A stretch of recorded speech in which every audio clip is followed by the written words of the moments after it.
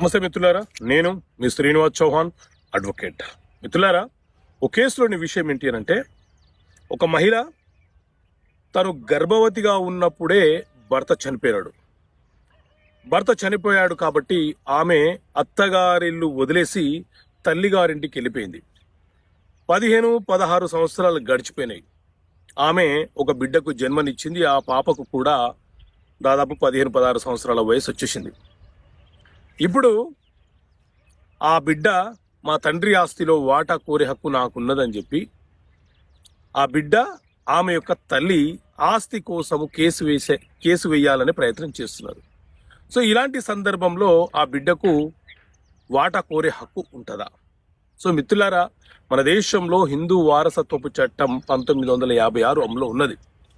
ఈ చట్టం ప్రకారంగా ఎప్పుడైనా సరే